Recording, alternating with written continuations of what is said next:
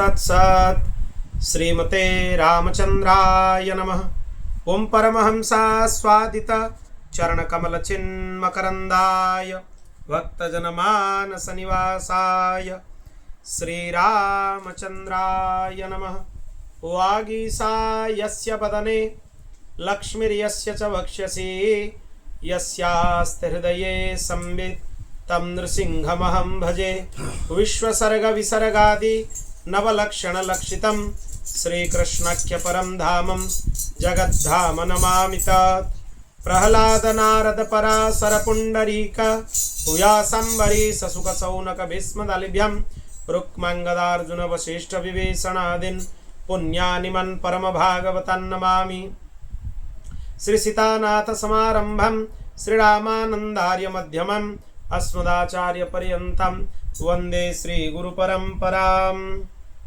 जन्माद्यस्य यतन्वयादितरतश्चार्थे स्वभिज्ञः स्वराट् तेने ब्रह्महृदाय आदिकवये मुह्यन्ति यत् सूरयः।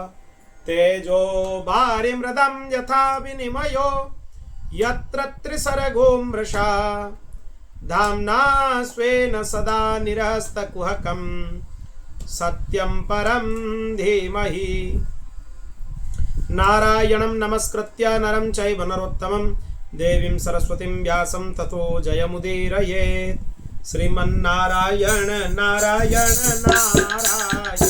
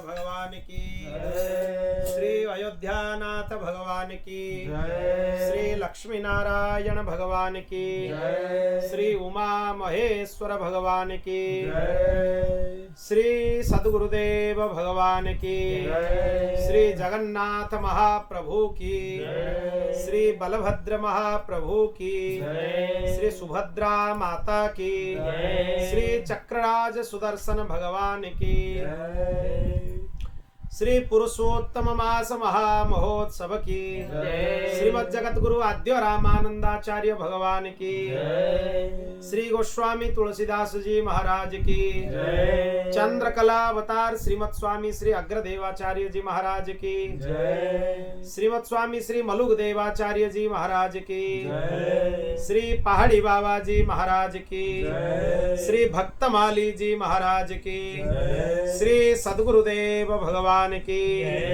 श्रीमद् भागवत महापुराण की, श्री एकादश स्कंध कथा महामहोत्सव की। जय जय श्री सीताराम, जय जय श्री राधे श्याम, हर हर महादेव, निताय गौर हरि ओम। अनंत कोटि ब्रह्मांड नायक परात्पर अखिलेश्वर निखिल हेय प्रत्यनीक दिव्यानंत कल्याण गुणगण निलय भगवान श्री हरि की महती कृपा करुणा से आज हम 20वें दिवस के श्रीमद् भागवत कथा के सत्र में प्रवेश कर रहे हैं और उसमें भी भगवान श्री कृष्ण उद्धव जी को ज्ञान उपदेश दे रहे हैं।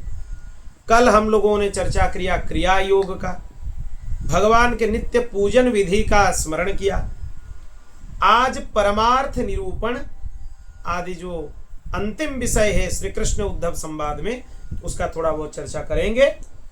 फिर आज के ही कथा सत्र में एकादश स्कंद के कथा को विराम देंगे, और कल जो शेष चर्चा है वो केवल द्वादश स्कंद के ऊपर ही होगा, क्योंकि स्वतंत्रता से द्वादश स्कंद तो बिल्कुल चर्चा में आता ही नहीं है सप्ताह कथा में। तो स्वतंत्र रूप से 1-1.5 घंटा 2 घंटा अगर उसके ऊपर चर्चा हो जाए तो भी बहुत कुछ है। श्री भगवान बोल रहे हैं, परस्वभाव कर्माणि न प्रशंसेन्न गर्हये विश्वमेकात्मकं पश्यन् प्रकृत्या पुरुषेण च। हे उद्धव जी, यद्यपि व्यवहार में पुरुष और प्रकृति दृष्टा और दृश्य के भेद से 2 प्रकार के जान पड़ता है, हमें पता लगता है कि पुरुष और प्रकृति दोनों अलग हैं, फिर भी अधिष्ठान स्वरूप से ये है, इस भाव को समझ लिए तो ये दोनों अलग नहीं लगेंगे। फिर आपको लगेगा कि पुरुष और प्रकृति दोनों अलग नहीं है, दोनों एक ही है, क्योंकि भगवान के अलावा और कुछ है ही नहीं। ये समझ लीजिए, ये समझ नहीं पाते हैं लोग, इसीलिए दूसरे किसी की स्तुति, दूसरे किसी की निंदा, इसी में लगे रहते हैं। अगर आपको ये पता चल जाए कि किसकी निंदा करेंगे वो भी भगवान का स्वरूप है, किसकी प्रशंसा करें वो भी भगवान का स्वरूप है, तो निंदा स्तुति से तो आप बच जाएंगे।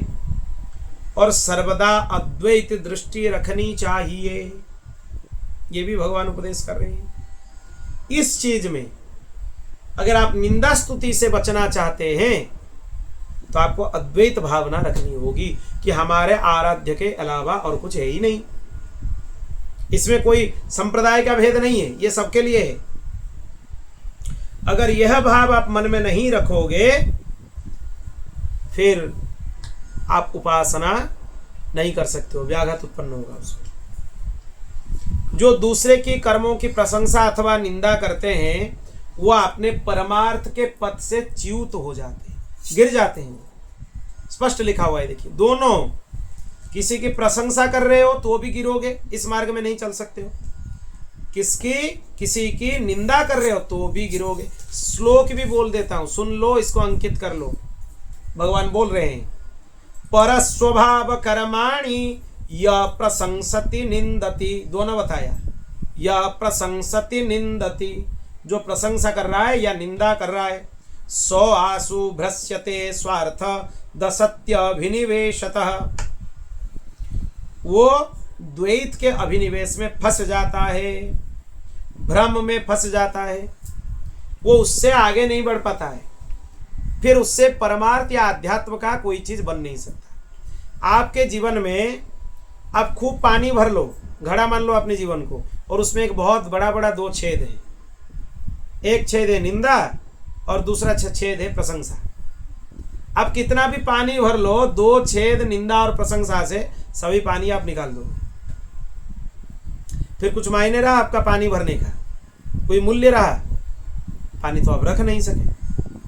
तो इसीलिए अपने छिद्र को बंद करना चाहते हो, ये निंदा स्तुति रूपी छिद्र, तो पानी के अंदर ही डुबा के रख दो कलश को। मतलब भगवान नाम रूप गुण लीला में इतने डूबे रहो, उसको छोड़कर बाहर आओ ही मत। आओगे उसके बाहर तो निंदा स्तुति में फंसोगे। तो इसीलिए तजियो हरि विमुखन का संग, जो हरि विमुखन है उनका संग छोड़ दो। जब निद्रित हो जाता है जीव, तब शरीर के अभिमानी जीव चेतना शून्य हो जाता है, बाहरी स्मृति नहीं रहती। उस समय यदि मन बच रहा तब तो वो सपने के झूठे दृश्य में भटकने लगता है। आपके पास बचने का समय कितना है? निद्रा का ही समय है, बाकी समय तो प्रपंच में ही चला जाता है। वो निद्रा का समय भी कभी कभी मिथ्या स्वप्न में चला जाता है, उसी में भटक जाता है जी। फिर उसके बाद गाढ़ निद्रा सुसुप्ति में लीन हो जाता है, वो तो मृत्यु के जैसा ही है। गाढ़ निद्रा में कुछ पता चलता है जीव? कुछ पता नहीं चलता। जागृत में है तो भी भ्रमित, स्वप्न में है तो भी भ्रमित, सुसुप्ति में है तो भी भ्रमित। फिर मुक्त कैसे होगे? वो जीव अपने अद्वितीय आत्मस्वरूप को भूलकर नाना वस्तुओं का दर्शन करने लगता है और अपने स्वप्न के समान झूठे दृश्य में फंस जाता है अथवा मृत्यु के समान अज्ञान में लीन हो जाता है। द्वैत नाम की कोई वस्तु है ही नहीं, कोई नहीं है। तत्व है, वस्तु नहीं है, इसको समझ लो। और ये सोच लोगे तो अमुक वस्तु बुरी है, अमुक वस्तु भली है, इसमें फिर फंसोगे नहीं। आप द्वैत मानते हो, द्वैत मतलब अलग अलग मानते हो, ये अलग है वो अलग है, इसीलिए आपको लगता है कि ये अच्छा है ये बुरा है। आप यही मान लो कि इनमें कोई भेद नहीं है, अच्छा बुरा का भेद, ये अद्वैत है, द्वैत नहीं है, अलग नहीं है एक दूसरे से, फिर फंसोगे क्यों आप तो मुक्ति हो जाओगे। तो इसीलिए कोई भी दृश्य हो वो अनित्य होने के कारण उसका मिथ्यात्व स्पष्ट है। तो इसीलिए मनुष्य के हृदय में भय कंप आदि का संचार हो जाता है। जब तक ज्ञान के द्वारा असत्यता का बोध नहीं हो जाता तब तक दुख की आत्यंतिक निवृत्ति नहीं हो जाती। तब तक अज्ञानियों को भय रहता है कि मुक्त कैसे हो, ये भय रहता है उनको। हे उद्धव जी, जो कुछ प्रत्यक्ष या परोक्ष वस्तु है वो आत्मा ही है, आत्मा ही सर्वशक्तिमान है। और जो कुछ विश्व सृष्टि में प्रतीत हो रहा है वह निमित्त कारण तो वही है, उपादान कारण भी वही है। इसका मतलब यही बात आप समझ लीजिए, भगवान ही सभी के अभिन्न निमित्त उपादान कारण हैं। सर्वात्मा भगवान इसी का संहार करते हैं, जिसका संहार होता है वो भी वही है, उनसे अलग कुछ है ही नहीं। व्यवहार दृष्टि से देखने पर भिन्न है, पर व्यवहार दृष्टि को त्याग दो तो भगवान के अतिरिक्त कुछ है ही नहीं। आप सृष्टि स्थिति संहार बोलो, अध्यात्म आधिदैव आधिभूत बोलो, ये सब प्रतीतियां निर्मूल हो जाएगी। सत्व रज तम, इनके दृष्ट दर्शन दृश्य, ये माया का खेल, ये सब नष्ट हो जाएगा। माया तो तीनों में ही है ना, सत्व रजतम। इनमें एक दृष्टा है जो देखने वाला है, जो दिखाई देता है वो दर्शन है, जो दिखाई देता है वो दृश्य है, और देखने का जो प्रक्रिया है वो दर्शन है। यही तो है, देखने वाला हो गया दृष्टा, दिखने वाला हो गया दृश्य, देखने की प्रक्रिया हो गया दर्शन। यही माया का खेल है। हे उद्धव, तुमसे मैंने ज्ञान विज्ञान की उत्तम स्थिति का वर्णन किया। जो पुरुष इन वचनों का रहस्य जान लेता है, ना तो वो किसी की प्रशंसा करता है ना वो किसी की निंदा करता है। तो प्रशंसा निंदा इसमें वो फिर फंसता नहीं है, वो मुक्त ही रहता है। तुमसे मैंने ज्ञान विज्ञान की उत्तम स्थिति का वर्णन किया। जो पुरुष मेरे इन वचनों का रहस्य जान लेता है, ना तो किसी की प्रशंसा करता है ना तो किसी की निंदा करता है, वो जगत में सूर्य के समान विचरता रहता है, कोई उसके लिए बाधा नहीं है। प्रत्यक्ष जो दिखाई दे रहा है, अनुमान, आप अनुमान लगाते हो ये हो रहा है, ये होता होगा। शास्त्र, जो शास्त्र में लिखा हुआ है, और आत्मानुभूति जो स्वयं के साथ हुआ है, आदि सभी प्रमाणों से यह सिद्ध है कि जगत उत्पत्ति विनाशशील है, अनित्य है, असत्य है, सब में है। प्रत्यक्ष में भी देखो ये परिवर्तनशील है, नष्ट होने वाला है। आप अनुमान से भी देख लो ये नष्ट होने वाला है, शास्त्र से देख लो ये नष्ट होने वाला है, और आत्मानुभूति आदि प्रेर प्रमाणों से देख लो ये नष्ट होने वाला है, अनित्य है, असत्य है। यह बात जानकर जगत में असंग भाव से विचरण करना चाहिए, विचरना चाहिए। तो फिर उद्धव जी प्रश्न करते हैं, भगवान आत्मा है दृष्टा, देह है दृश्य, और आत्मा स्वयं प्रकाश है और देह है जड़। इस स्थिति में जन्म मृत्यु रूप संसार न शरीर को हो सकता है और न ही आत्मा को हो सकता है, परंतु इसका होना भी उपलब्ध होता है। तब ये कैसे हो रहा है? फिर आप बोल रहे कि इसका कोई प्रतीति नहीं है, पर संसार है, प्रत्यक्ष में दिखाई दे रहा है, वो फिर कैसे दिखाई दे रहा है? लोग भी प्रश्न करते हैं ना, वेदांत सुनते हैं, वेदांत ज्ञान परक है, वो ज्ञान को प्रत्यक्ष दृश्यमान जगत के साथ तुलना करते हैं। ये जड़ता है, अपनी मूर्खता है। वो कैसे कर सकते हो? आत्मा तो अविनाशी है, प्राकृत अप्राकृत गुणों से रहित है, शुद्ध है, स्वयं प्रकाश है, सभी प्रकार के आवरणों से रहित है, पर यह शरीर विनाशी है, सगुण है, अशुद्ध है, प्रकाश्य है और आवृत है। आत्मा अग्नि के समान प्रकाशमान है, तो शरीर काठ की तरह अचेतन है। फिर जन्म मृत्यु रूप संसार है कैसे? ये कैसे हो सकता है?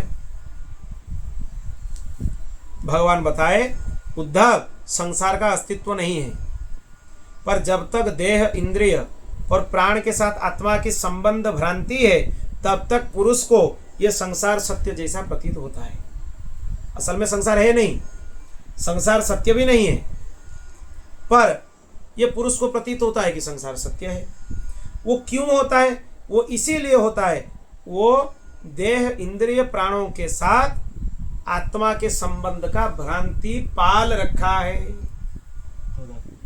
तादात्म्य कर रखा है, पर होता नहीं है असल में। वो स्वयं सोच रखा है। आप कोई पेड़ को ऐसे जाके पकड़ लो और बोलो कि हमें पेड़ छोड़ नहीं रहा है, तो ये आपकी मूर्खता है। आप स्वयं पकड़े हुए हो और आप बोलते हो कि पेड़ हमें पकड़ा हुआ है, तो ये आपकी क्या हो गया? फिर मूर्खता हो गया। तो इसीलिए जैसे स्वप्न में अनेकों विपत्तियां आती है, पर वास्तव में वो सब होते नहीं, और स्वप्न टूटने तक उसका अस्तित्व नहीं मिटता। वैसे ही संसार न होने पर भी उसमें प्रतीत होने वाले विषयों का चिंतन करते रहते हैं। इसीलिए जन्म मृत्यु रूपी संसार की निवृत्ति नहीं होती है। नहीं होने का कारण यही है। जब मनुष्य स्वप्न देखता रहता है, तब नींद टूटने के पहले उसे बड़ी बड़ी विपत्तियों का सामना करना पड़ता है, वो खूब सामना करता है। परंतु जब उसकी नींद टूट जाती है, वो जग पड़ता है, तब ना तो स्वप्न की विपत्तियां रहती है और ना ही उनके कारण होने वाले मोह आदि विकार होते हैं, सब नष्ट हो जाते हैं। नींद टूट जाए तो स्वप्न टूट जाए। अब नींद में सोए हो, इसीलिए संसार जैसा स्वप्न देख रहे हो।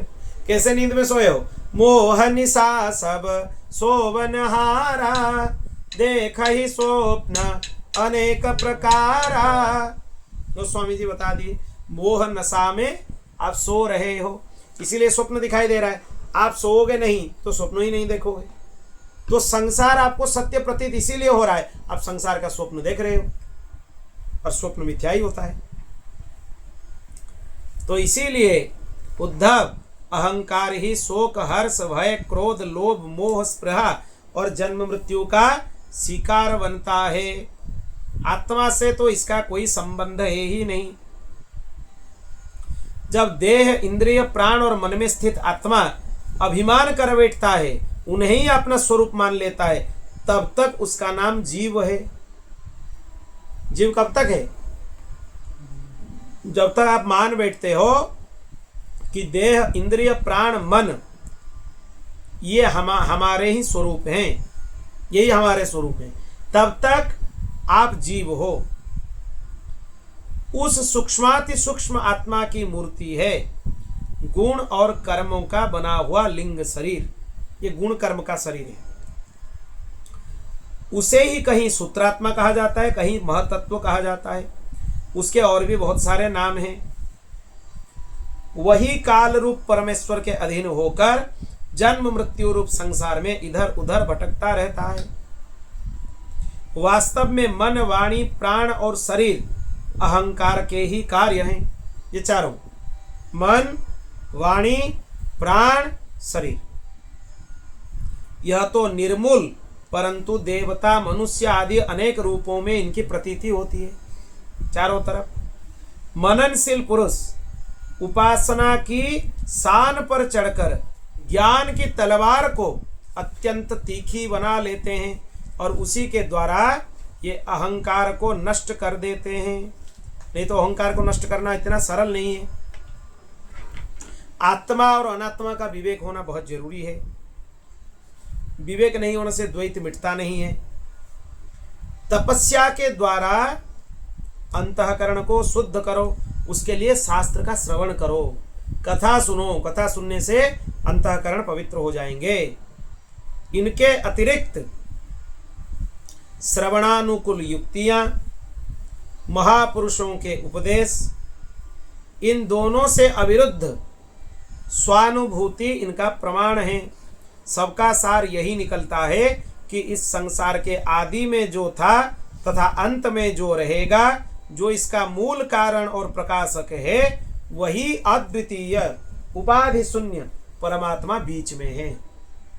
पहले भी वही थे, बीच में भी वही है संसार के रूप में। बाद में सब कुछ जब मिट जाएगा, उनके अंदर समाहित हो जाएगा, तब भी वही परम सत्य के रूप में रहेंगे। भगवान के अलावा और कोई परम सत्य है ही नहीं। सोने के कंगन, कुंडल आदि बहुत से आभूषण बनते हैं, परंतु जब वे गहने नहीं बने थे तब भी वो सोना था। जब गहने नहीं रहेंगे, मिट जाएंगे, तब भी वो सोना रहेगा। वैसे ही समझ लो, ईश्वर पहले भी थे, अब भी हैं। जब सब कुछ मिट जाएगा तब भी ईश्वर परम सत्य के रूप में विराजमान रहेंगे। जगत के आदि, मध्य और अंत में वही हैं, वही परम सत्य हैं। मन की 3 अवस्थाएं होती है। जागृत, जब आप जागे हुए हैं, स्वप्न और सुषुप्ति, गाढ़ निद्रा की अवस्था। इन अवस्थाओं के कारण ही 3 गुण हैं, सत्व, रज और तम। जगत के भी 3 भेद हैं। अध्यात्म, अध्यात्म मतलब इंद्रियां, अधिभूत मतलब पृथिव्यादि, और अधिदैव मतलब कर्ता। मूल तत्व इनका यही है। आध्यात्म मतलब इंद्रियां, अधिभूत मतलब पृथ्वी आदि, और अधिदैव मतलब कर्ता। ये सभी त्रिविधताएं हैं। जितने त्रिविध हम बात यहां से सुने, जिसकी सत्ता से सत्य के समान प्रतीत होता है, और समाधि आदि में यह त्रिविधता न रहने पर भी जिसकी सत्ता बनी रहती है, वही तुरीय तत्व। इन तीनों से परे, तुरीयातीत, इनमें अनुगत चौथा ब्रह्म तत्व ही सत्य है। आप 3-3 करके सबको मान लो, पर इनके अलावा जो बच गया वही ब्रह्म तत्व ही सत्य है। न उत्पत्ति से पहले था, न प्रलय के बाद रहेगा, बीच में है, इसीलिए संसार है। इसलिए यह संसार नित्य निरंतर रहने वाला नहीं है। और जो राजस सृष्टि है, ना होने पर भी दिख रहा है, यह भी स्वयं प्रकाश ब्रह्म है। इंद्रिय, विषय, मन, पंचभूत के रूप में जो कुछ दिखाई दे रहा है, सब कुछ ब्रह्म ही है। श्रवण, मनन, निधिध्यासन और स्वानुभूति, ये 4 चीज चाहिए, इसमें सहायक होता है। आप कोई चीज सुने, उसको मनन किए, निधिध्यासन किए, काम में लगाए, और फिर अनुभूति प्राप्त किए। ये चारों चीज आपको चाहिए। फिर गुरुदेव के चरण में जाके अपने आप को समर्पण कर दो, विषय वासना से रहित हो जाओ। इंद्रिय, उनके अधिष्ठात्री देवता, प्राण, वायु, जल, अग्नि, मन, ये भी आत्मा नहीं है। बुद्धि, चित्त, अहंकार, आकाश, पृथ्वी, शब्दादि विषय गुणों की साम्यावस्था, यह भी आत्मा नहीं है। ये सबके सब दृश्य एवं जड़ है। जिसको मेरे स्वरूप का भली भांति ज्ञान हो गया, उसकी वृत्तियां और इंद्रियां ये समाहित रहती है। क्योंकि अंतःकरण और बाह्यकरण सभी गुणमय, और आत्मा से इनका कोई संबंध नहीं है। भला आकाश में बादल छा जाए तो सूर्य का क्या बनता बिगड़ता है उसमें? आप कुछ समय के लिए सूर्य को देख नहीं पाते हो, यही है। पर सूर्य का कुछ होता है क्या? सूर्य के साथ बादल का कोई संबंध है? बादल सूर्य को क्षति पहुंचा सकता है, सूर्य के स्वरूप में कोई परिवर्तन कर सकता है? ये तो नहीं है। जैसे वायु आकाश को सुखा नहीं सकती, आग जला नहीं सकती, जल भिगा नहीं सकती, धूल धुएं मलमेट नहीं कर सकते, और ऋतुओं के अनुसार गर्मी सर्दी उसको प्रभावित नहीं कर सकते, वैसे ही सत्वगुण रजोगुण तमोगुण ये अविनाशी आत्मा का स्पर्श नहीं कर पाते हैं, उसमें कोई परिवर्तन नहीं कर पाते हैं। तो ऐसा होने पर भी माया निर्मित गुणों को और उनके कार्यों के संग सर्वथा त्याग कर देना चाहिए, और भक्ति योग के द्वारा मन का रजोगुण रूप मल एकदम निकल देना चाहिए, मुक्त हो जाना चाहिए। जैसे भली भांति चिकित्सा ना की जाए तो रोग निवृत्ति नहीं हो सकती है, उसमें वो कठिन है। वो बार बार उभर कर मनुष्य को सताता है मनुष्य को। ऐसे ही मन की वासनाएं और कर्म के संस्कार मिटते नहीं हैं। जो स्त्री पुत्र आदि में आसक्त रहता है वो बार बार अधूरे योगी को बेधता रहता है और कई बार योग भ्रष्ट भी कर देता है। तो इसीलिए इसमें फंसना नहीं चाहिए। कभी कभी पूर्वाभ्यास होने के बाद भी कोई लोग योग भ्रष्ट हो जाते, पथच्युत हो जाते, तो उनका फिर क्या होगा? फिर वो उनका पतन नहीं होता है, वो उत्तम कुल में जन्म लेते हैं और फिर से वहीं से भक्ति का प्रारंभ उनका हो जाता है, पतन नहीं होता है। गीता जी में भी ये चीज भगवान बताए। जो आत्म साक्षात्कार कर लेता है वो फिर हर्ष दुख विषाद आदि में फंसा हुआ नहीं रहता। संसार की सभी तृष्णा आशा उसके मिट जाते हैं। वो किसी भी कर्म कर रहा है वो ब्रह्माकार होकर ही कर रहा है, भगवत स्वरूप में ही कर रहा है। वो किसी भी अवस्था में उसका प्रतीयमान वस्तु यही होता है कि भगवान मेरे चारों तरफ हैं, भिन्न भिन्न रूप धारण करके मेरे साथ लीला कर रहे हैं, और कोई और दूसरा कुछ प्रतीति नहीं होता है इसमें। तो आत्मदृष्टि होने पर अज्ञान और उसके कार्यों की निवृत्ति हो जाती है। इसलिए अज्ञान की निवृत्ति ही अभिष्ट है, और वृत्तियों के द्वारा न तो आत्मा का ग्रहण हो सकता है न उसका त्याग हो सकता है। जैसे सूर्य उदय होने से अंधकार का पर्दा नष्ट हो जाता है, वैसे ही मेरे स्वरूप का ज्ञान होने से अज्ञान का आवरण नष्ट हो जाता है। आत्मा नित्य अपरोक्ष है, उसकी प्राप्ति नहीं करनी पड़ती, वो स्वयं प्रकाश है, उसमें अज्ञान आदि विकार नहीं होते हैं, वो जन्म रहित है, वो देश काल वस्तु से बंधा हुआ नहीं है, और सभी प्रकार के सजातीय वस्तुओं और विजातीय वस्तुओं से वो अलग है आत्मा का स्वरूप। इसीलिए आप ये समझ लो कि सब कुछ आत्मा ही है। पांच भौतिक द्वैत विभिन्न नाम और रूप से वस्तुओं का आडंबर से ही प्रतीति कराती है कि यह इसका नाम यह है, इसका नाम यह है, इससे ये विषय भोग लो, उससे ये विषय भोग लो, पर असल में उसमें कुछ भोगने वाले विषय होते ही नहीं हैं। यदि योग साधना पूर्ण होने के पहले ही किसी साधक का शरीर रोग आदि उपद्रव से पीड़ित हो रहा है तो उसे इन उपायों का आश्रय लेना चाहिए। गर्मी ठंडक आदि को चंद्रमा सूर्य आदि की धारणा के द्वारा, वात आदि रोगों को वायु धारणा युक्त आसनों के द्वारा, ग्रह सर्पाधिकृत विघ्नों को तपस्या के द्वारा, मंत्र एवं औषधि के द्वारा नष्ट कर डालना चाहिए।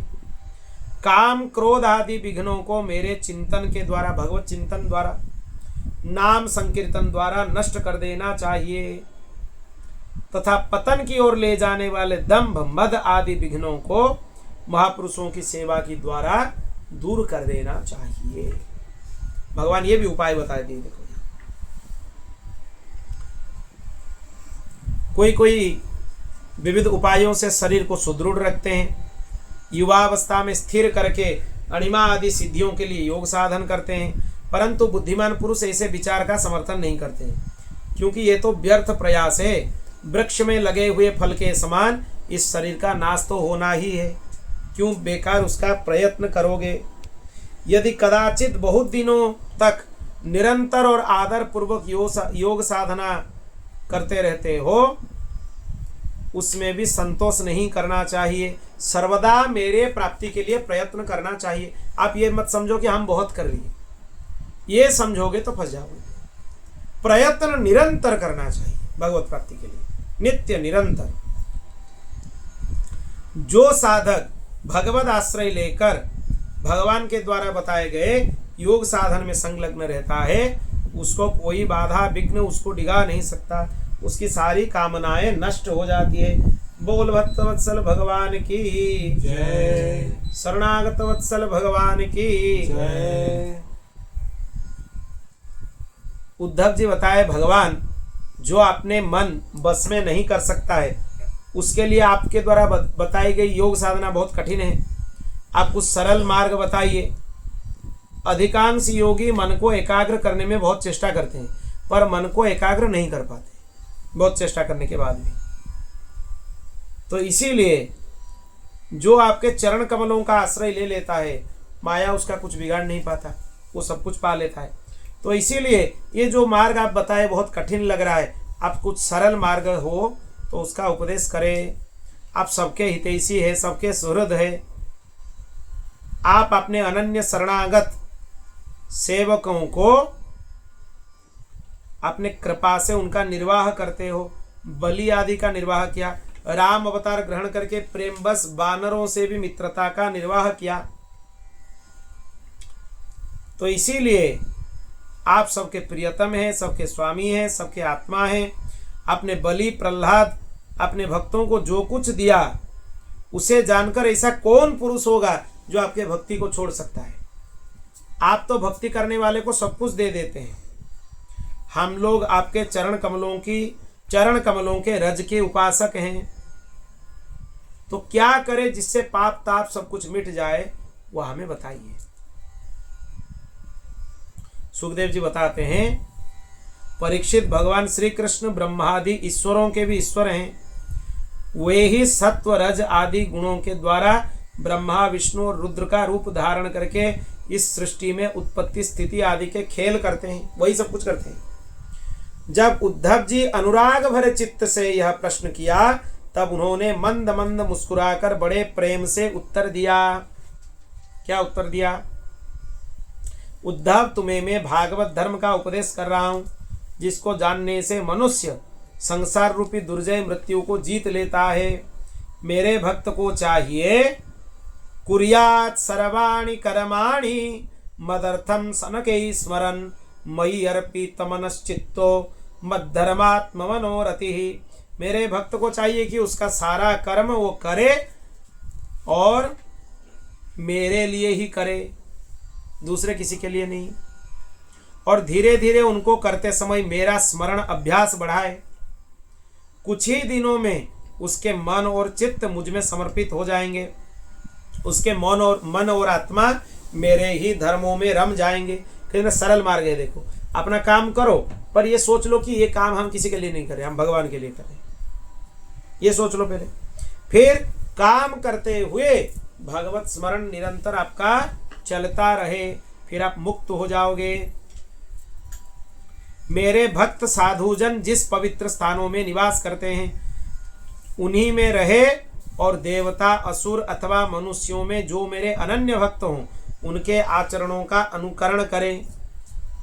पर्व के अवसर पर सबके साथ मिलकर या अकेले ही नृत्य गान वाद्य महाराजोचित ठाट बाट से मेरी यात्रा महोत्सव करें। भगवान की शुद्धांतकरण पुरुष आकाश के समान बाहर और भीतर परिपूर्ण एवं आवरण शून्य परमात्मा को ही समस्त प्राणियों और अपने हृदय में स्थित देखें। जो साधक केवल इस ज्ञान दृष्टि का आश्रय लेकर संपूर्ण प्राणियों और पदार्थों में मेरा दर्शन करता है, उन्हें ही मेरा स्वरूप मान लो, सत्कार करो। ब्राह्मण, चंडाल, चोर, ब्राह्मण भक्त, सूर्य, चिंगारी, कृपालु, क्रूर सबके प्रति समान दृष्टि रखो। उसे ही सच्चा ज्ञानी समझना चाहिए जो इनमें समान दृष्टि रखता है। जब निरंतर सभी नर नारियों में मेरी भावना हो जाए तब थोड़े दिन तक साधक के चित्त में स्पर्धा, ईर्षा, तिरस्कार, अहंकार, दोष दूर हो जाते। ये सबसे सरल साधन है। नित्य भजन करो और हर जगह भगवान का अनुभव करो कि भगवान हर जगह है। इससे सरल साधन कोई हो ही नहीं सकता। अपने ही लोग अगर हंसी करें, करने दो, उनकी परवाह मत करो। मैं अच्छा हूं यह बुरा है, ऐसी देह दृष्टि को और लोक लज्जा को छोड़ दो।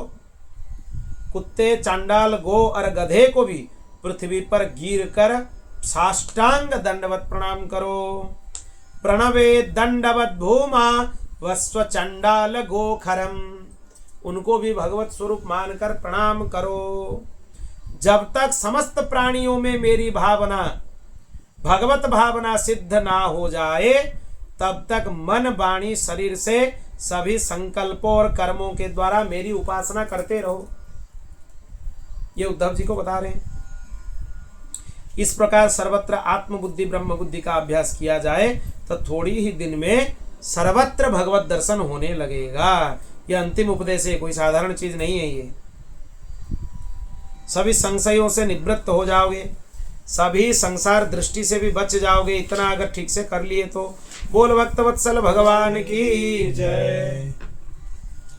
मेरी प्राप्ति के जितने साधन हैं उनमें सबसे श्रेष्ठ साधन यही समझता हूं कि समस्त प्राणियों और पदार्थों में मन, वाणी, शरीर के समस्त वृत्तियों से मेरी ही भावना की जाए। यही मेरा भागवत धर्म है। इसको एक बार आरंभ कर देने के बाद किसी भी प्रकार की विघ्न बाधाएं इसमें रत्ती भर भी अंतर नहीं डाल सकता, क्योंकि यह धर्म निष्काम है और स्वयं मैंने ही इसे निर्गुण होने के कारण सर्वोत्तम निश्चय किया है।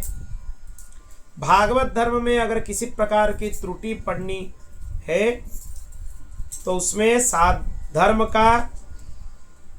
धर्म का साधक भय, शोक आदि के अवसर पर होने वाली भावना और रोने, पीटने, भागने जैसा निरर्थक कर्म भी निष्काम भाव से मुझे समर्पण कर दे तो वो भी उसका धर्म बन जाता है। आज ही इसका चर्चा कर रहे थे। सब कुछ भगवान को समर्पण कर दो। विवेकियों के विवेक और चतुरों के चतुराई की पराकाष्ठा इसी में है कि इस विनाशी और असत्य शरीर के द्वारा मुझ अविनाशी सत्य तत्व को प्राप्त कर ले। यह संपूर्ण ब्रह्म विद्या का रहस्य मैंने संक्षेप और विस्तार से तुम्हें सुनाया। इस रहस्य को समझना मनुष्यों की तो क्या कहे, देवता के लिए भी ये कठिन है, सरल नहीं है। ये भगवत कृपा है कि हम लोगों को इस सुनने के लिए मिल रहा है। ये सबके लिए सुलभ नहीं है। मैंने जिस सुस्पष्ट और युक्ति युक्त ज्ञान का वर्णन बार बार किया, उसके मर्म को जो समझ लेता है उसके हृदय की संशय ग्रंथियां छिन्न भिन्न हो जाती है, वह मुक्त हो जाता है। मैंने तुम्हारे प्रश्न का भली भांति खुलासा कर दिया है। जो पुरुष हमारे प्रश्नोत्तरी को विचार पूर्वक धारण करेगा वो वेदों के भी परम रहस्य सनातन परब्रह्म को प्राप्त कर लेगा। जो पुरुष मेरे भक्तों को इस भली भांति स्पष्ट करके समझाएगा उस ज्ञानोदाता को मैं प्रसन्न मन से अपना स्वरूप तक दे डालूंगा, उसे आत्मज्ञान करा दूंगा। इसमें कितना महत्व है। हे उद्धव, यह तुम्हारा और मेरा संवाद स्वयं परम पवित्र है और दूसरे को भी पवित्र करने वाला है। जो इसको सुनता है उसको भी पवित्र कर देता है।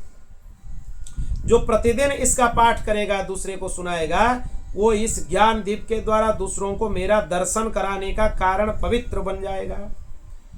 जो कोई एकाग्र चित्त से श्रद्धा पूर्वक नित्य सुनेगा मेरी पराभक्ति को प्राप्त कर लेगा, कर्म बंधन से मुक्त हो जाएगा। आप नित्य एकादश स्कंद का सत्संग श्रवण करना चाहिए। भगवान ही बोल रहे हैं। ये तो सौभाग्य विज्ञान का देन है, इस रिकॉर्डिंग में भी रह जाता है। आप इसको बार बार सुन सकते हो। भगवान स्वयं बोलते हैं अगर एकादश स्कंद को बार बार सुनोगे तो पराभक्ति प्राप्त हो जाएंगे। इसमें और दूसरे कोई साधन की अपेक्षा नहीं है और आश्रय लेने का जरूरत भी नहीं है, कोई जरूरत नहीं, इतना सरल है। हे उद्धव, ब्रह्म का स्वरूप तुमने समझ लिया ना, तुम्हारे शोक मोह दूर हो गया कि नहीं? तुम इसे कभी जो दाम्भिक है, नास्तिक है, सठ हैं, अश्रद्धालु हैं, भक्तिहीन है, उद्धत हैं, उनको मत सुनाना। ये सबके लिए नहीं है। जो इन दोषों से रहित हो, ब्राह्मण भक्त हो, प्रेमी हो, साधु स्वभाव हो, चरित्र पवित्र हो, उसको यह सुनाना चाहिए। और कोई शूद्र स्त्री अगर मेरे प्रति प्रेम भक्ति रखते हो, उनको भी यह उपदेश करना चाहिए। वो भी अधिकारी है, पर प्रेम होना चाहिए। जैसे अमृत पान कर लेने पर कुछ शेष नहीं रहता, वैसे ये एकादश स्कंद में श्री कृष्ण उद्धव संवाद किसी ने श्रवण कर लिया तो ज्ञान की कोई बात इसमें अलग से रह नहीं जाती है। वेदांत में जो चीज बताया गया है वो समस्त ज्ञान इसमें आ जाते हैं, स्वाभाविक। आप समझ लो, आप एकादश स्कंद सुन लिए, आपने मन में कृतार्थता का अनुभव करो, कृतकृत्यता का अनुभव करो, भगवान की इतनी कृपा है, भगवान ये सुना दिए। प्यारे उद्धव, मनुष्य को ज्ञान, कर्म, योग, वाणिज्य और राजदंड आदि से क्रमश मोक्ष, धर्म, काम, अर्थ ये सब मिलते हैं, पर तुम्हारे जैसे अनन्य भक्तों के लिए वो चारों प्रकार का फल केवल मैं ही हूं। जिस समय मनुष्य समस्त कर्म का परित्याग करके मुझे आत्मसमर्पण कर देता है, उस समय वो मेरा विशेष माननीय हो जाता है। उसे मैं जीवत्व से मुक्त कर देता हूँ, मोक्ष प्राप्त करा देता हूँ और मुझसे मिलकर मेरा स्वरूप ही हो जाता है। भगवान यही अपना प्रवचन विराम कर दिए। जो भगवान प्रवचन कर रहे थे उद्धव जी को, यही उनका अंतिम उपदेश था। फिर सुखदेव जी बोले, परीक्षित, आप उद्धव जी योग मार्ग का पूरा उपदेश प्राप्त कर चुके थे। भगवान श्री कृष्ण की बात सुनकर उनकी आंखों में आंसू उमड़ आए। प्रभु कितने कृपालु हैं, कितने दयालु हैं, आप समस्त ज्ञान के उपदेश कर दिए। प्रेम की बाढ़ से उनका गला रुंध गया, चुपचाप हाथ जोड़े रह गए। ये सुनने के बाद और कुछ बोलना है क्या? बोलने के लिए कुछ रह जाता है क्या? कोई प्रश्न शेष है क्या? कुछ नहीं है। वाणी से कुछ बोला नहीं गया, चित्त प्रेम से विह्वल हो गया। धैर्य पूर्वक उन्होंने अपने को रोका, श्री कृष्ण का चरणों का स्पर्श किया, हाथ जोड़ के उनको प्रार्थना किए, प्रभो आप माया ब्रह्म आदि के मूल कारण हैं। मैं मोह के महान अंधकार में भटक रहा हूं। आपके सत्संग से सदा के लिए जो माया मुझे सता रही थी वो भाग गई। भगवान, आपकी मोहिनी माया मेरी ज्ञान दीपक को छीन लिया था, परंतु आपने कृपा करके सबको लौटा दिया, अनुग्रह की वर्षा किए। तो अभी आपके चरण कमल को छोड़ के दूसरे कहाँ हम आश्रय लें? तो इसीलिए आज सभी बंधन को आपने काट लिया। नमस्तुते महायोगिन प्रपन्ना मनुषा सधीम माम यथा त्वच्चरणम भोजे रति ही स्यादन पाइनी। हे महायोगेश्वर श्री कृष्ण, मेरा आपको नमस्कार है। अब आप कृपा करके मुझे शरणागत को ऐसी आज्ञा दीजिए जिसके द्वारा मैं आपके चरण कमल में अनन्य भक्ति रख सकूं। भगवान बोले, गच्छोद्भव मयादिष्टो बदर्जख्यम ममाश्रमम तत्र मत्पादतीर्थादे स्नानोपस्पर्शनै शुचिः। गच्छोद्भव, उद्धव तुम चले जाओ मेरे आज्ञा से। कहाँ जाओगे? मयादिष्टो, मेरे द्वारा उपदिष्ट, बदरियाख्यम ममाश्रमम, बदरी आश्रम, बदरी वन में चले जाओ, बद्रीनाथ धाम में चले जाओ, वही मेरा आश्रम है। मेरे चरण कमल के धुला हुआ गंगा जी का जल में स्नान करके तुम पवित्र हो जाओगे। अलकानंदा के दर्शन मात्र से तुम्हारे पाप मिट जाएंगे। अलकानंदा जो है बद्रीनाथ जी में अलकनंदा, उनमें स्नान करने का विधान नहीं है, केवल दर्शन करो, आचमन कर सकते हो, स्पर्श कर सकते हो, बहुत ज्यादा ठंड होती है उसमें। इसमें लिखा भी है, ईक्षया अलकनंदाया, अलकानंदा को केवल ईक्षण देख लो, उसी से ही विधुता अशेष कल्मषः, उसी से ही पाप नष्ट हो जाते। कितनी महिमा है। वहीं तुम वृक्ष की छाल पहनना, वन में कंदमूल फल खा लेना, भोग की अपेक्षा ना रखना, निस्पृह वृत्ति से मस्त रहना, सर्दी गर्मी सुख दुख जो कुछ आए उसमें शांत चित्त होकर रहना, मेरे आनंद में डूबे रहना, और जो कुछ शिक्षा हमने तुम्हें प्रदान किया उसका चिंतन मनन करते रहना। भगवान श्री कृष्ण का स्वरूप संसार के भेद भ्रम को नष्ट कर देता है। तब उद्धव जी भगवान की परिक्रमा किए, उनके चरणों पर सिर रख दिया और उनका हृदय प्रेम से भर गया। नेत्रों से अश्रुधार से भगवान के चरण कमल को धो दिए। भगवान के प्रति भगवान को छोड़ के जाना उनके लिए संभव नहीं था, इसीलिए वो कातर हो गए। फिर भी भगवान की आज्ञा है, वो बार बार मूर्छित होने लगे, फिर भी भगवान के आज्ञा को पालन करते हुए भगवान की चरण पादुकाओं को अपने मस्तक पर रखे। ये दृश्य दो बार उत्पन्न हुआ। एक तो प्रेम मूर्ति भरतलाल जी आप भगवान के चरण पादुका को अपने मस्तक पर लेकर गए, दूसरे उद्धव जी हैं जो भगवान के चरण पादुका को अपने मस्तक पर लेकर गए। ऐसे मान लो वो त्रेता का चित्रकूट का वो दृश्य दोबारा उपस्थित हो गया और वहीं से प्रस्थान किया, बद्रिकाश्रम पहुंच गए और वहीं परम गति को प्राप्त कर लिए। भगवान श्री कृष्ण वहां पर थे, शंकर आदि योगेश्वर उनके सेवा करते थे। सारा जगत उनके सेवा करने से ही मुक्त हो जाता है। भगवान श्री कृष्ण ने शास्त्रों का सार यही सुना दिया उद्धव जी को। भगवान श्री कृष्ण द्वारिका में आगे क्या लीला किए, राजा फिर प्रश्न किए सुखदेव जी को। तो श्री कृष्ण ने ब्रह्म शाप ग्रस्त होने पर अपने श्री विग्रह की लीला कैसे संवरण किए, कैसे छोड़ के सब कुछ गए, उसके बारे में बताइए। जब भगवान श्री कृष्ण ने देखा कि बहुत बड़े अपशकुन हो रहे हैं, तो यदुवंशियों में ये बात होने लगा। तब उन्होंने सुधर्मा सभा में ये बात उठाई कि देखो द्वारिका में भयंकर उत्पात हो रहा है, अरिष्ट हो रहा है, तो इसीलिए हमें यहाँ ठहरना नहीं चाहिए। हमें सरस्वती पश्चिम की ओर बहकर समुद्र में जा मिलती है, जहां पर वही प्रभास क्षेत्र में हमें चले जाना चाहिए, क्योंकि वहां स्नान करके हम लोग पवित्र होंगे। वहां पर ब्राह्मणों की सेवा करेंगे। गो भूमि सुवर्ण वस्त्र हाथी घोड़ा रथ ये ब्राह्मणों को दान करेंगे। तो इसीलिए सब लोगों ने श्री कृष्ण भगवान की बात का अनुमोदन किया। सब लोग प्रभास क्षेत्र की यात्रा किए, भक्ति से सब लोग जाकर वहां शांति पाठ किया। वहां पर यदुवंशियों का बुद्धि भ्रष्ट हो गया। वो मैरेय नामक एक मदिरा का पान कर लिए, मैरेय, जिसके नशे से बुद्धि भ्रष्ट हो गई। वो पीने में मीठी तो लगती है पर परिणाम सर्वनाश होता है। वो उन्मत्त हो गए, घमंड में एक दूसरे से झगड़ने लगे। सच पूछो तो श्री कृष्ण की माया से मूढ़ हो गए थे। उस समय वो क्रोध से भरकर एक दूसरे के ऊपर अस्त्र शस्त्र से आक्रमण करने लगे, बाणों से एक दूसरे को घायल करने लगे।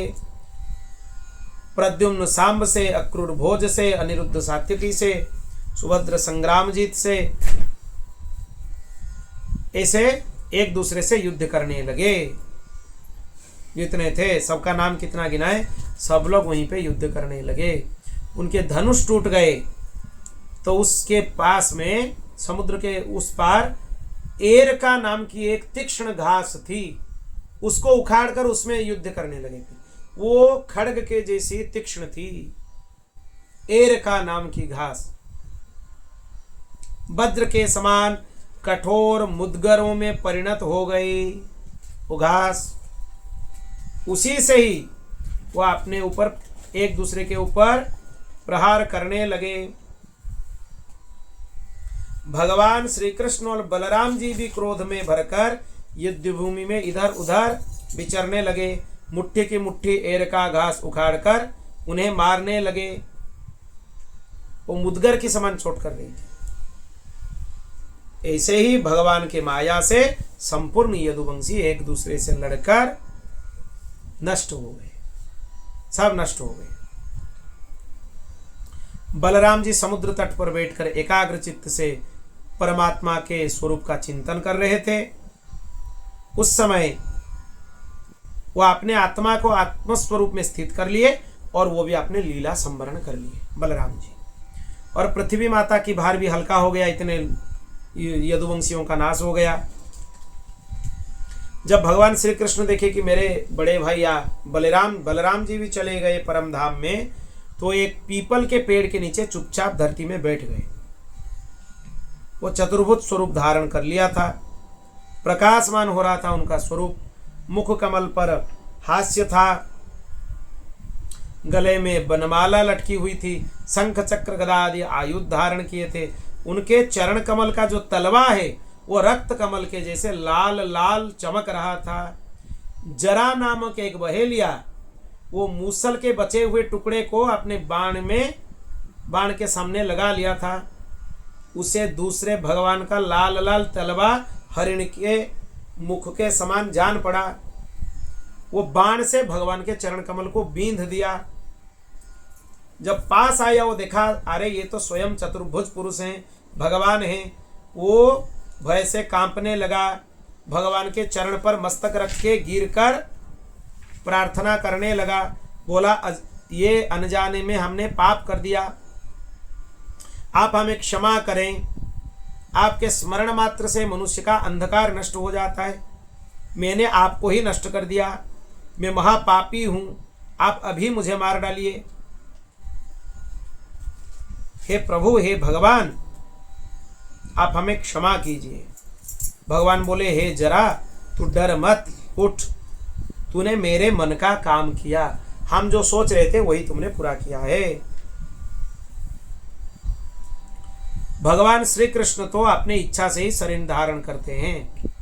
जब उन्होंने जराव्याध को यह आदेश दिया तब उन्होंने उनकी 3 बार परिक्रमा की, नमस्कार किया, फिर विमान के ऊपर सवार होकर भगवत धाम में चला गया। भगवान उसको भी उद्धार कर दिए, जरा को। तब भगवान श्री कृष्ण का सारथी दारुक उनके स्थान का पता लगाकर वहां आ गया।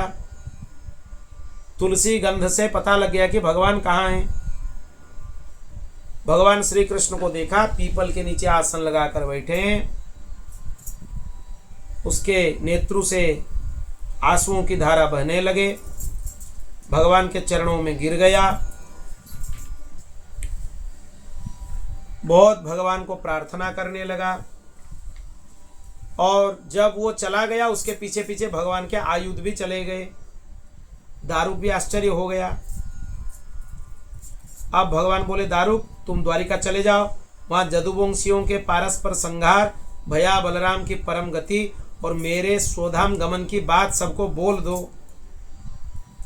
उनसे कहना कि अब तुम लोगों को अपने परिवार वालों के साथ द्वारिका में नहीं रहना चाहिए, क्योंकि मेरे न रहने पर समुद्र द्वारिका नगरी को डुबो देगा। जब हम स्वधाम गमन करेंगे द्वारिका जल के अंदर डूब जाएगी, इसलिए आप लोग यहां से चले जाओ। सब लोग अपने अपनी धन संपत्ति, कुटुंब और मेरे माता पिता को लेकर अर्जुन के संरक्षण में इंद्रप्रस्थ चले जाएं। भगवान उनको उपदेश किए, दारुक तुम मेरे द्वारा उपदिष्ट भागवत धर्म का आश्रय लो, ज्ञान निष्ठ होकर सबकी उपेक्षा करो और इस दृश्य को मेरी माया की रचना समझकर शांत हो जाओ, चिंता मत करो। भगवान का आदेश पाकर दारुक ने भगवान की परिक्रमा की और उनके चरण कमल में आपने सिर रखकर प्रणाम किया, फिर द्वारिका के लिए चला गया। फिर ब्रह्मा जी, शिव जी, शिव पार्वती, इंद्रादि लोकपाल, मरीचि आदि प्रजापति, बड़े बड़े ऋषि मुनि, पितर, सिद्ध, गंधर्व, विद्याधर, नाग, चारण, यक्ष, राक्षस, किन्नर, अप्सरा, गरुड़ लोक के भिन्न भिन्न पक्षी, मैत्रेय आदि ब्राह्मण भगवान श्री कृष्ण के परम धाम प्रस्थान को देखने के लिए उत्सुकता के सहित, बहुत ही उत्सुकता के सहित वहां आ गए। उनके मन में बहुत उत्सुकता थी कि भगवान को देखेंगे। विमानों से आकाश भर गया था, सब लोग वहीं खड़े थे, भगवान के ऊपर पुष्प वर्षा कर रहे थे। भगवान श्री कृष्ण ने ब्रह्मा जी और अपने विभूति स्वरूप देवताओं को देखकर अपने आत्मा को स्वरूप में स्थित कर दिया और कमल समान नेत्र को बंद कर लिया। भगवान का श्री विग्रह उपासकों के ध्यान और धारणा का मंगलमय आधार और समस्त लोगों के लिए परम रमणीय स्थान है। इसीलिए अग्नि देवता संबंधी योग धारणा के द्वारा उसको जलाया नहीं, सशरीर वो अपने धाम में चले गए। भगवान देह छोड़ते नहीं है, ये झूठी बात है। भगवान देह छोड़े, उनके देह का अंतिम संस्कार किया गया, उनका शरीर प्राकृत नहीं है। भगवान देह के सहित ही अपने धाम को चले गए। स्वर्ग में नगारे बजने लगे, आकाश में पुष्प वृष्टि होने लगे। भगवान के पीछे पीछे सत्य, धर्म, धैर्य, कीर्ति, श्रीदेवी, भूदेवी आदि सब लोग चलते हुए गए। भगवान श्री कृष्ण की गति मन और वाणी के परे है। तभी जो भगवान अपने धाम में प्रवेश करने लगे, ब्रह्मादि देवता भी उन्हें ना देख पाए। सबको विस्मय हो गया, क्योंकि ये सबके लिए गोचर नहीं है, अगोचर है। जब भगवान अपने धाम में चले गए, अदृश्य हो गए, किसी को दिखे नहीं। जैसे बिजली मेघमंडल को छोड़कर आकाश में प्रवेश करती है, भगवान भी चले गए। ब्रह्मा जी, शंकर आदि सभी विस्मित होकर अपने अपने धाम में चले गए। जैसे नट अनेक प्रकार का स्वांग बनाता है पर अपने आप को निर्लेप रखता है, भगवान ये ऐसे ही अपने लीला में निर्लेप थे और फिर अपने धाम को चले गए। वो कितने बड़े बड़े काम किए हैं। गुरु पुत्रों को यमपुरी से ले आए थे, सांदीपनी गुरु के पुत्रों को। बहुत सारे काम ऐसे किए हैं, अद्भुत काम। भगवान श्री कृष्ण संपूर्ण जगत की स्थिति, उत्पत्ति, संहार का कारण है। जो पुरुष प्रातः काल उठकर भगवान श्री कृष्ण के परम धाम गमन की इस कथा को एकाग्रता और भक्ति के साथ कीर्तन करेगा, उसे भगवान का परम पद प्राप्त होगा निश्चय ही। इधर दारुक भगवान श्री कृष्ण के विरह से व्याकुल होकर द्वारिका आया। वसुदेव जी और उग्रसेन के चरणों पर गिरकर उन्हें आंसुओं से भिगाने लगा। यदुवंशियों का विनाश का पूरा विवरण उनको सुनाया। उसे सुनकर वो बहुत दुखी हुए, शोक मोह से मूर्छित हुए। भगवान श्री कृष्ण के वियोग से विह्वल होकर वो सर पटकने लगे। उनके भाई बंधु सब निष्प्राण होने लगे। देवकी, रोहिणी, वसुदेव जी अपने प्यारे पुत्र श्री कृष्ण बलराम को न देखकर शोक में बेहोश हो गए, व्याकुल हो गए। और स्त्रियों ने व्याकुल होकर कुछ कुछ अपने प्राण भी छोड़ दिए, कुछ कुछ पतियों के चिता पर भस्म हो गए। बलराम जी की पत्नियां उनके शरीर को, वसुदेव जी की पत्नियां उनके शव को, और भगवान की पुत्र वधुएं अपने पतियों को लाशों को लेकर अग्नि में प्रवेश कर गए। भगवान श्री कृष्ण की रुक्मिणी आदि पटरानियां उनके ध्यान में मग्न होकर अग्नि में प्रविष्ट हो गए। अर्जुन अपने प्रियतम और सखा भगवान श्री कृष्ण के विरह से अत्यंत व्याकुल हो गए थे। फिर उन्होंने उन्हीं के गीता उपदेश का स्मरण करके मन को संभाला। यदुवंश के मृत व्यक्तियों में जिनका कोई पिंड देने वाला न था, उनका श्राद्ध अर्जुन क्रमशः विधिवत किए। अर्जुन ही कराए सब। भगवान के न रहने पर समुद्र ने एकमात्र भगवान श्री कृष्ण का निवास स्थान छोड़कर एक ही क्षण में संपूर्ण द्वारिका को डुबो दी। भगवान श्री कृष्ण वहां अब सदा सर्वदा निवास करते हैं। वो स्थान स्मरण मात्र के पाप ताप को नाश करने वाला है, सबको मंगल प्रदान करने वाला है। द्वारिका पिंडदान के अनंतर बची खुची स्त्रियों, बच्चों और बुढ़ों को लेकर अर्जुन इंद्रप्रस्थ गए। वहां सबको यथा योग्य बसाकर अनिरुद्ध के पुत्र वज्र का राज्याभिषेक कर दिया। वज्रनाभ श्री कृष्ण के प्रपौत्र हैं। श्री कृष्ण के पुत्र कौन है? प्रहलाद नहीं, प्रद्युम्न। प्रद्युम्न जी के पुत्र हैं अनिरुद्ध, और अनिरुद्ध जी के पुत्र हैं वज्रनाभ। इन्हीं की वर्णन भागवत जी के उत्तर महात्म्य में आती है। राजन, तुम्हारे दादा युधिष्ठिर आदि पांडवों को अर्जुन से यह बात मालूम हुई कि यदुवंशियों का संहार हो गया। उन्होंने अपने वंशधर तुम्हें यानी परीक्षित को राज्य पद पर अभिषिक्त करके हिमालय की वीर यात्रा की, जिसको स्वर्गारोहण बोला जाता है। मैंने तुम्हें देवताओं के भी आराध्य भगवान श्री कृष्ण की जन्म लीला कर्म लीला सुनाई। जो मनुष्य श्रद्धा के साथ इसका कीर्तन करता है वो समस्त पापों से मुक्त हो जाता है। परीक्षित, जो मनुष्य इस प्रकार भक्त भयहारी निखिल सौंदर्य माधुर्य निधि भगवान श्री कृष्ण चंद्र के अवतार संबंधी रुचिर पराक्रम और भागवत महापुराण में भगवान की इस दिव्य बाल्य लीला कैशोर लीला आदि का संकीर्तन करता है, वो परमहंस मुनिंद्रों के अंतिम प्राप्तव्य श्री कृष्ण के चरणों में पराभक्ति प्राप्त कर लेता है। इति श्रीमद्भागवते महापुराणे वयासिक्यामष्टादश साहस्र्यं पारमहंस्यं संहितायां एकादश स्कंधे 31 यहीं पर एकादश स्कंध की कथा पूरी हुई। आज की कथा को यहीं विराम करते हैं। आज 20 दिन की कथा हो गए। भगवान की परम कृपा है। समास अभ्यास क्रम से एकादश स्कंद की कथा लगभग समस्त श्लोकों की क्रम से हम लोगों ने श्रवण किया। एक एक श्लोक को स्पर्श करते हुए जितने भी श्लोक एकादश स्कंद में हैं, भगवत कृपा से सबको श्रवण कर लिए। कल अंतिम दिन की कथा है। कल हम लोगों ने द्वादश स्कंद की कथा को श्रवण करेंगे। हम लोग कल ही कथा विराम लेगी।